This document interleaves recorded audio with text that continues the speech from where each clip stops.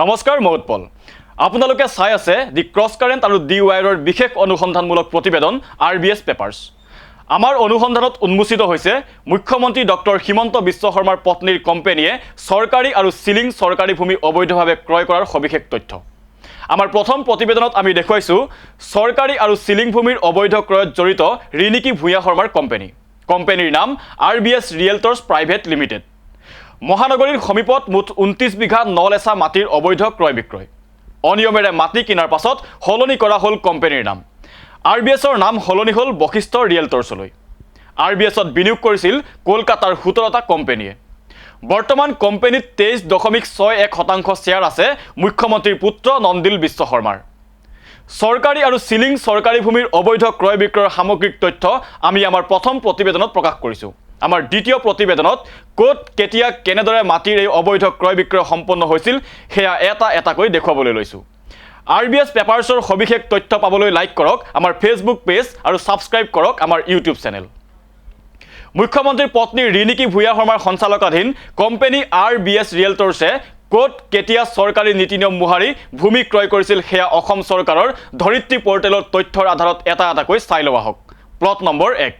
পত্ৰা নং 96 দাগ নং 465 মাটিৰ পৰিমাণ 7 বিঘা 2 কঠা 5 লেছা স্থান কামৰূপ জিলা উত্তৰ গুৱাহাটী ৰাজচক্ৰ হিলা হেন্দুৰিখোপা মৌজা নমলিছ জলাগাঁও মাটিৰ শ্ৰেণী জলাতক ভূমি আবণ্টন দিয়া হয় উদয়ন ফিচাৰী ডেভেলপমেণ্ট ফাৰ্মক অসম চৰকাৰৰ ৰাজহ বিভাগৰ 2006 চনৰ 24 এপ্ৰিলৰ পত্ৰ নং RSS 1005/2005/32 কামৰূপৰ অতিৰিক্ত উপায়ুক্তৰ 2006 চনৰ 11 আগষ্টৰ পত্ৰ নং KRS 225/05/35 আৰু চক্ৰ বিষয়াৰ 2006 চনৰ 14 আগষ্টৰ নিৰ্দেশ মৰ্মে চৰকাৰী 7 বিঘা 2 কঠা 5 লেছা মাটি আবণ্টন দিয়া হয় মাটি লাভ কৰে উদয়ন ফিচাৰী ডেভেলপমেণ্ট ফাৰ্মে এই মাটিৰ নামজাৰি হয় ফাৰ্মৰ সভাপতি ৰমেন চন্দ্ৰ মহন্তৰ নামত 2006 চনৰ 10 আগষ্টত মাটিৰ বিনিময়ত আদায় দিয়ে 7,87,217 টকাৰ প্ৰিমিয়াম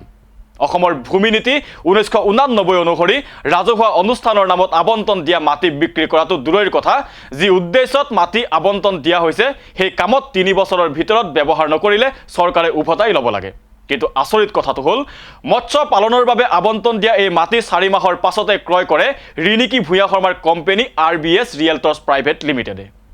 এয়া অসম চৰকাৰৰ ধৰিত্ৰী পৰ্টেলত উল্লেখ থকা তথ্য অনুসৰি 2006 চনৰ 27 ডিসেম্বৰত চক্ৰ বিষয়ে দিয়া নিৰ্দেশ মৰ্মে উদয়ন ফিচাৰী ডেভেলপমেণ্ট ফাৰ্মক দিয়া সমুদায় মাটি পত্ৰাভুক্ত কৰা হয় RBSৰ অন্যতম সঞ্চালক ৰঞ্জিত ভট্টাচাৰ্যৰ নামত এয়া আছিল সম্পূৰ্ণ অবৈধ প্ৰক্ৰিয়া কোনো পৰিস্থিতিতে ৰাজহুৱা অনুষ্ঠানক দিয়া মাটি এইদৰে বিক্ৰী কৰিব নোৱাৰে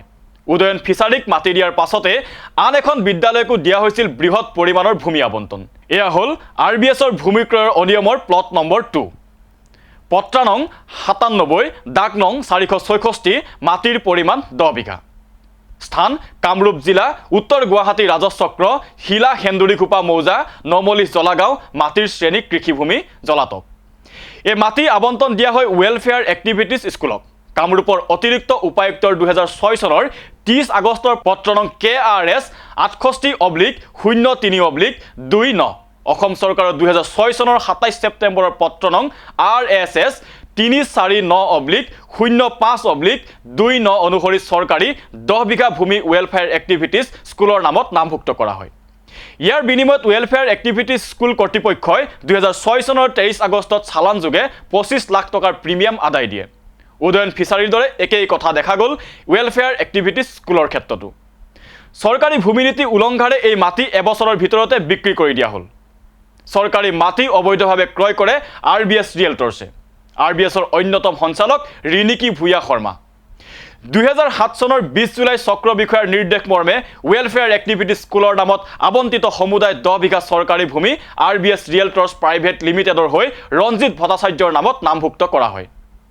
এইদৰে উত্তৰ গুৱাহাটীত চৰকাৰী মাটিৰ অবৈধ বেচা কিনা চলি থাকে বিক্ৰী হয় ফিচাৰী স্কুলৰ নামত আবণ্টিত 17 বিঘা 2 কঠা 5 লেছা মাটি ক্ৰয় কৰে ৰিনিকি ভূঞা শৰ্মাৰ RBS ৰিয়েলটৰ্ছে অসম চৰকাৰৰ ভূমিনীতি 1989 মুকলি উলংঘনেৰে মুখ্যমন্ত্ৰী ডক্টৰ হিমন্ত বিশ্ব শৰ্মাৰ পত্নী ৰিণিকী ভূঞাৰ কোম্পানীয়ে জালুকবাৰী সমষ্টিৰ ৰাজহুৱা অনুষ্ঠানৰ নামত আবণ্টিত মুঠ 17 বিঘা 2.5 লেচা মাটি উত্তৰ গুৱাহাটীত অনিয়মৰ মাজেৰে 17 বিঘা 2.5 লেচা মাটি ক্ৰয় কৰাৰ পাছত ৰিণিকী ভূঞা শৰ্মাৰ কোম্পানী RBS ৰিয়েলটৰ্ছ প্ৰাইভেট লিমিটেডে এইবাৰ ভৰজাৰ লোকপ্ৰিয় গোপীনাথ বৰদলৈ বিমানবন্দৰৰ সমীপত মাটি কিনিবলৈ আৰম্ভ কৰে।